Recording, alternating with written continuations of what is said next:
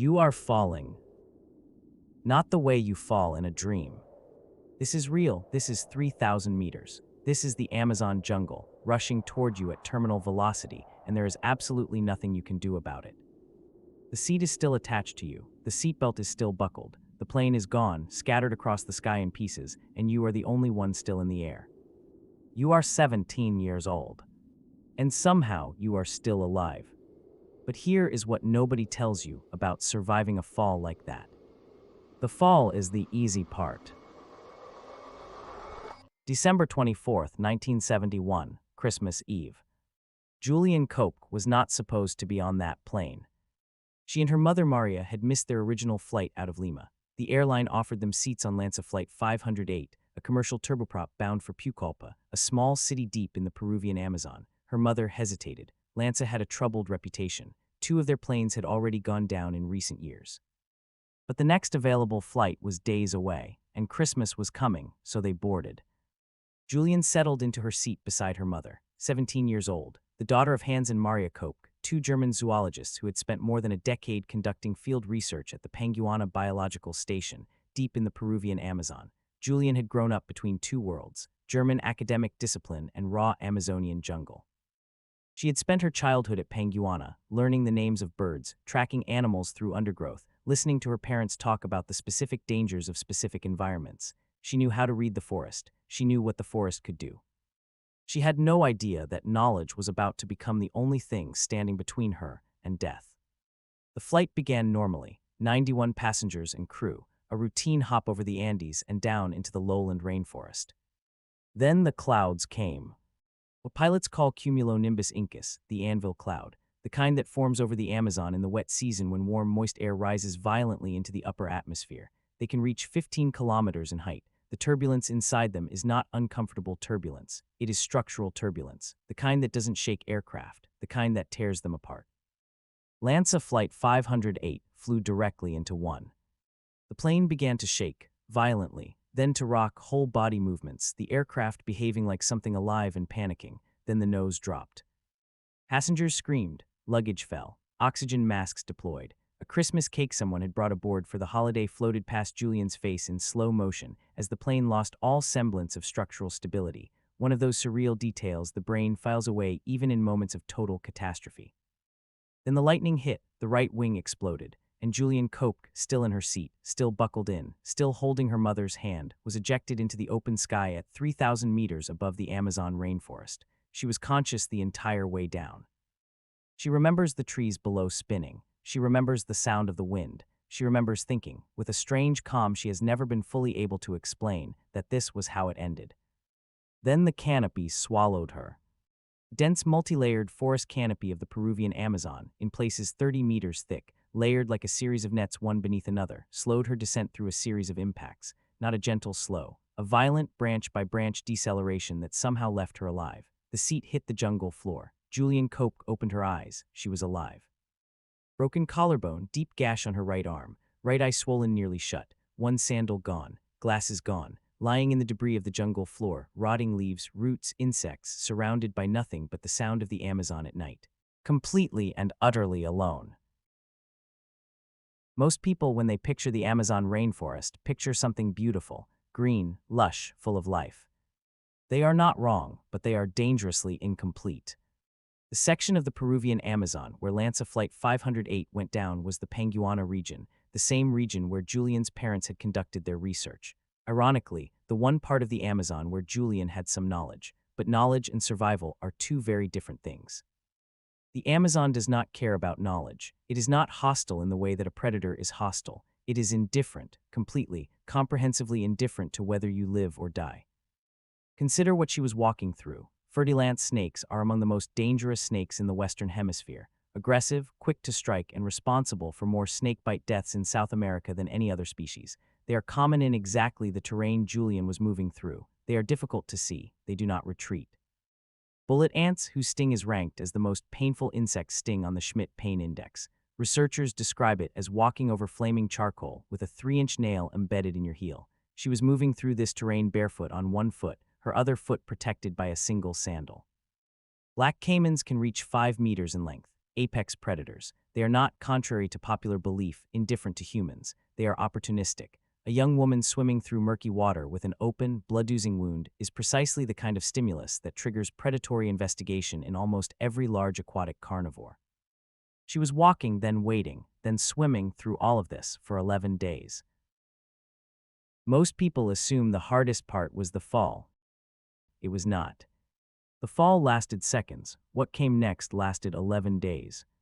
She lay on the jungle floor for the remainder of that first day, drifting in and out of consciousness. When she finally gathered herself enough to think clearly, she called out for her mother. Silence. Just insects, just rain, just the vast, indifferent noise of the Amazon at night, a wall of sound made up of 10,000 species, none of them human, none of them responding. She called again and again, nothing. On the second day, she found a stream. This was the first moment where the years she had spent listening to her father talk about jungle survival paid off.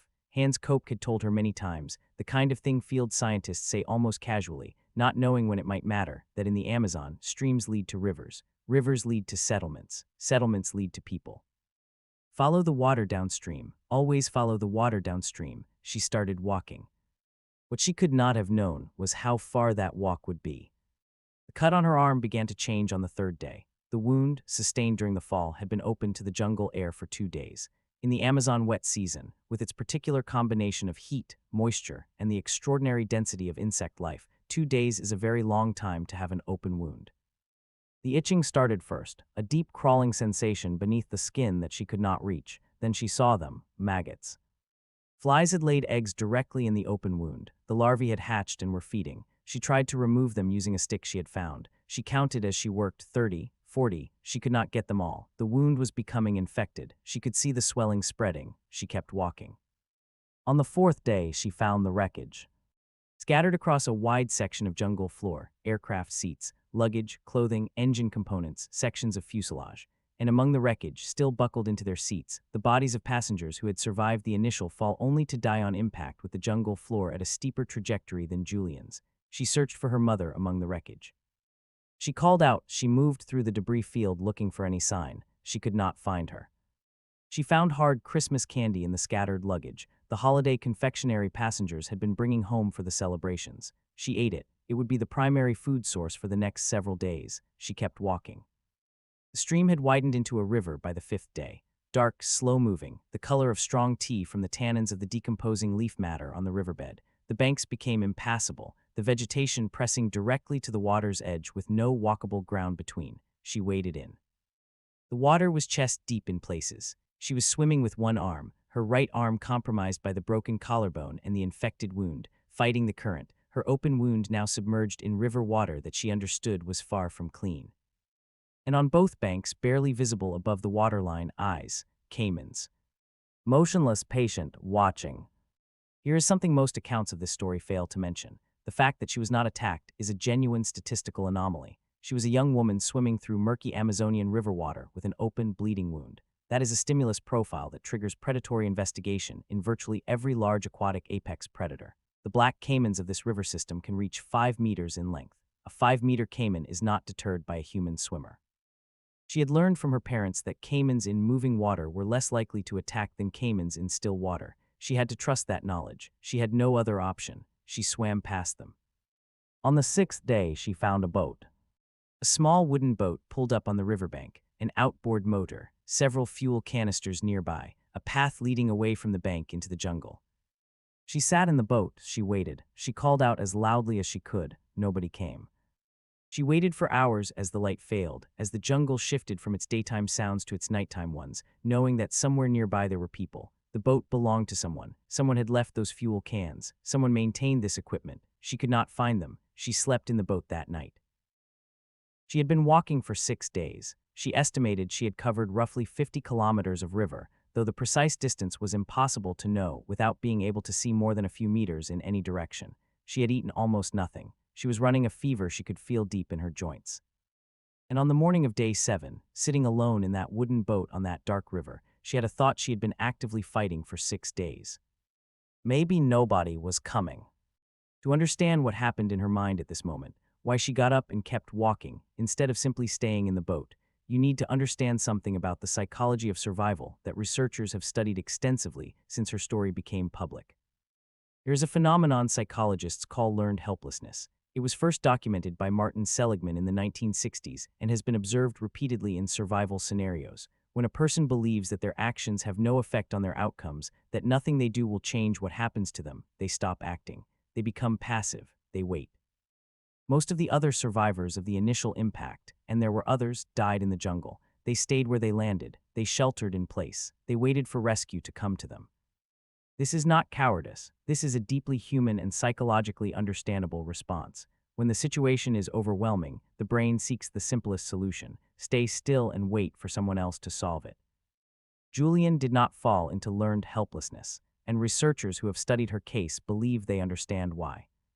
She had been raised by field scientists. Her entire childhood had been spent in environments where hardship was normalized, where the appropriate response to a difficult situation was not to wait but to systematically work the problem. Her father had taught her specific, practical knowledge about jungle survival, not as emergency preparation, but as everyday scientific context. Her brain's threat response system had been calibrated differently from a civilian's. When the overwhelming impulse to stay in that boat and wait arose, and it arose, she has spoken about it, she overrode it with a specific thought: her mother. She did not know her mother was dead. She forced herself to believe that Maria was somewhere out there, also injured, also following a stream, also holding on. If her mother was still alive and still walking, Julian could not stop. That belief, false as it turned out, but completely sincere, was the psychological mechanism that kept her moving. She got out of the boat, she kept walking. Here is the part of this story that most accounts skip entirely. Maria Koch survived the crash. She survived the fall, she survived the impact. She landed in her seat, injured, in the jungle approximately 400 meters from where Julian landed. 400 meters, less than the length of 4 football fields. In jungle this dense, 400 meters might as well be 4 kilometers. Maria had removed her seatbelt. She had attempted to move. She had lived for several days in the jungle, injured and alone, aware, at least initially, that her daughter was somewhere out there. What she lacked was the specific knowledge that Julian had. She did not have a childhood spent at the Panguana research station. She did not know that streams lead to rivers. She did not know the gasoline treatment for maggot wounds. She did not have the neural pathways that her daughter had spent 17 years building without knowing she was building them. Maria Koch died in the jungle. Her body was found 13 days after the crash, 3 days after Julian reached safety, less than half a kilometer from where she initially landed. She had not walked toward the water, she had waited. This is not a moral judgment. It is a forensic observation about the difference between two people in the same situation with different knowledge and different psychological preparation. The same genetics, the same environment, wildly different outcomes. Same crash, same jungle, 400 meters apart, one walked out, one didn't. On the 9th day, she found a second camp. A logging camp more substantial than the boat she had found 3 days earlier, a roof structure, a rough table, equipment, and most importantly, fuel canisters, gasoline. She had heard her father talk about a treatment for maggot wounds used in the field: pour gasoline directly into the wound. The fumes suffocate the larvae and drive them to the surface. Then you remove them by hand. She sat down, she opened a fuel canister. She poured the gasoline directly over her infected arm. The pain was extraordinary. She worked at the wound for nearly an hour, using a stick methodically, the way her father had described. 35 maggots. She counted them as she removed them, one by one, the way a field scientist would count specimens. 35 maggots removed from a wound she had been living with for 6 days. She bandaged the arm with strips torn from her own clothing. Then she decided she was not leaving this camp. The fuel canisters were fresh. The equipment was recently maintained. Someone was actively using this place. Someone would come back. She waited 3 days. On the 11th day, she heard voices. 3 loggers, workers returning to the camp after several days upriver. They came around a bend in the river and stopped completely when they saw her. A teenage girl, alone, blonde, emaciated to the point of being almost skeletal after 11 days with almost no food, one sandal, no glasses, skin pale against the dark jungle background. They thought she was a Yemenja. In Amazonian mythology, across multiple indigenous traditions of the region, the Yemenja is a water spirit, a feminine supernatural figure associated with rivers and waterways, pale, appearing from water, alone in the jungle. The description fits a supernatural entity far more neatly than it fits a German-Peruvian teenager who survived a plane crash. It is a window into something genuinely fascinating, the Amazonian worldview in which this remote jungle is inhabited not just by animals and plants, but by entities that do not require the same explanations as humans. A blonde girl walking out of the jungle alone is not, in this framework, immediately categorized as a human in distress. She is something else, something requiring careful approach. She spoke to them in Spanish. That was when they understood she was real. They treated her wound with a traditional preparation they carried with them. They fed her, the first real food she had consumed in 11 days. The next morning they took her 7 hours downriver by boat to a small town with an airstrip.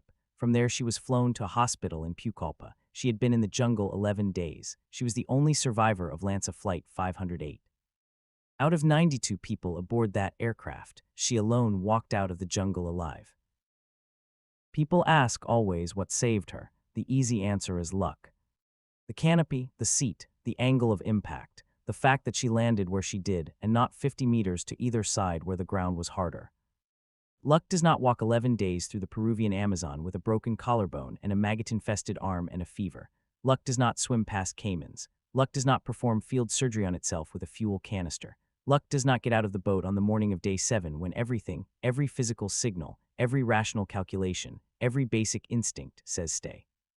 What saved Julian Koch was a very specific combination of things that had been assembled over 17 years without anyone intending to assemble them. Her father's offhand comments about jungle navigation, the childhood summers at Panguana that normalized hardship and problem-solving, the psychological framework of a scientist's child, that problems are worked, not waited out, the specific fact, overheard in some conversation she was never meant to remember, that gasoline drives maggot larvae to the surface.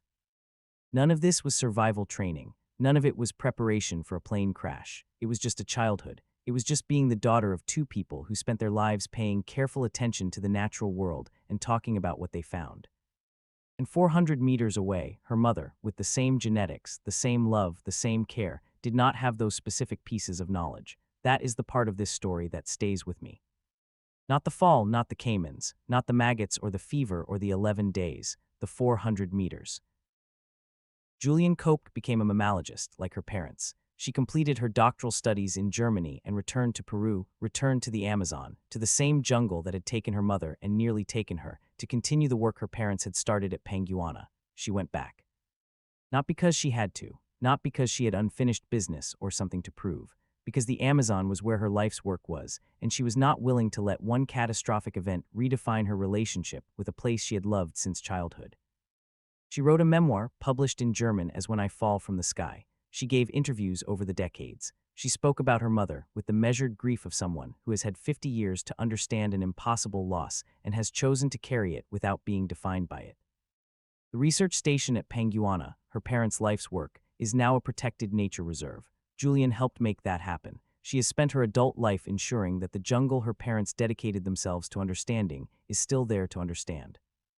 She never fully explained the moment on day 7 when she got out of the boat. She said she simply did not experience stopping as an option, that the thought of her mother, still out there, she believed, still walking, made stopping feel like a betrayal she was not capable of. Her mother was 400 meters away, had been there the whole time. She found out when her mother's body was recovered. She has spoken about this exactly once in public, in a single interview decades after the crash, and then not again. I think about what it costs a person to carry that specific piece of knowledge for 50 years, to know that the belief that kept you walking was a belief about someone who was already gone, that the story you told yourself to survive, your mother is out there, your mother is still walking, your mother is holding on, was not true in the way you thought it was. And then to go back to the jungle anyway, to spend your life in the place where it happened, to keep walking. She did it the way any of us do the impossible things in our lives, not through extraordinary strength or exceptional courage, through a childhood's worth of small pieces of knowledge assembled without intention, through one decision, made once on one morning, in a wooden boat on a dark river. And then through the simple, devastating act of taking the next step, and the next, even when there was no reason left to take it. If this story stayed with you, subscribe. We tell the stories that history forgot, the cases nobody solved, and the people who survived the impossible. The next one is already waiting for you.